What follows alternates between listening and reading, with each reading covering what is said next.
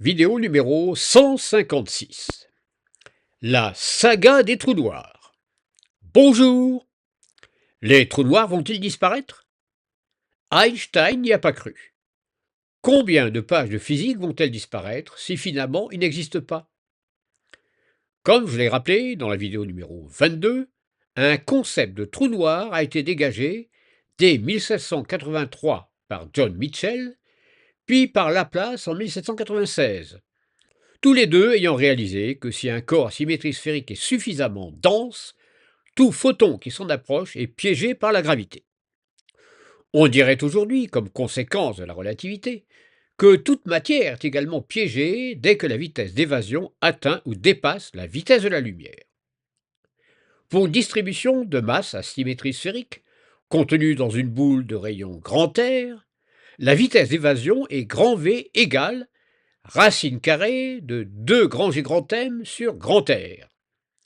Pour une masse grand M donnée, la condition grand V plus grand que petit c équivaut à grand R plus petit que grand R indice S égale 2Gm sur c carré. Cette condition a été retrouvée dans le cadre relativiste par Karl Schwarzschild en 1916 et pour cette raison on appelle aujourd'hui RS le rayon de Schwarzschild. Ce type de trou noir ne suppose aucune singularité centrale et, assez curieusement, à densité de matière donnée, toute sphère de diamètre assez grand, environnée de vide, est un trou noir. C'est en cherchant une solution particulière de l'équation relativiste dite d'Einstein, liant le tenseur de courbure de l'espace-temps au tenseur d'énergie-impulsion, que Karl Schwarzschild a découvert une métrique spatio-temporelle décrivant la forme de l'espace-temps au voisinage d'une concentration de masse à symétrie spatiale sphérique. Le terme de trou noir ou black hole a été introduit en 1967 par le physicien américain John Wheeler, mais cette idée n'a rien à voir ni avec la relativité générale, ni avec Schwarzschild, puisqu'elle a été considérée au départ dans le cadre de la mécanique newtonienne.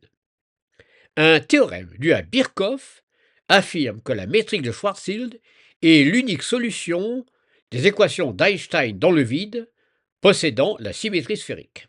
Comme cette métrique est également statique, ceci montre qu'en fait, dans le vide, toute solution sphérique est automatiquement statique. Un trou noir de Kerr, ainsi désigné en l'honneur du mathématicien néo-zélandais Roy Kerr, qui a introduit cette notion en 1963, est un trou noir en rotation. On pense que la plupart des trous noirs de Kerr, s'ils existent, sont animés d'un mouvement de rotation suffisamment important pour que celui-ci ait une influence directe sur l'environnement immédiat, ce qui permettrait de les détecter.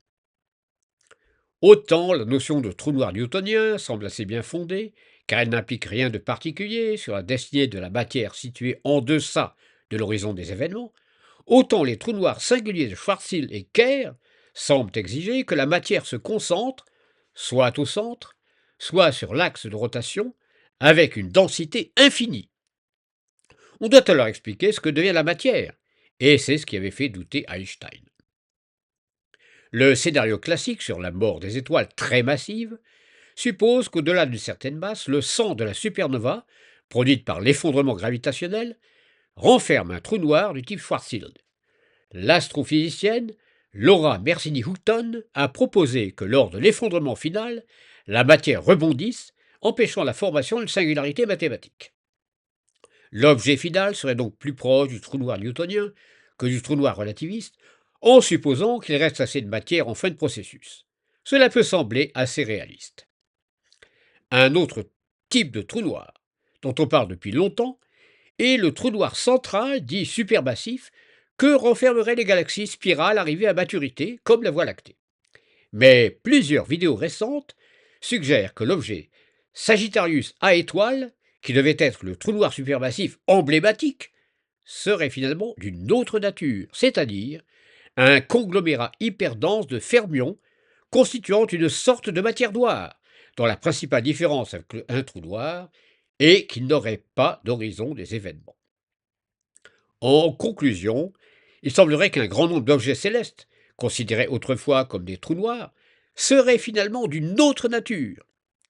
Mais il règne à ce sujet une confusion permanente entre la notion de trou noir singulier relativiste de type Schwarzschild ou Kerr et la notion de trou noir non singulier, renfermant une forte densité de matière, qui pourrait, à long terme, apparaître comme les seuls trous noirs véritables et devraient avoir un diamètre considérable.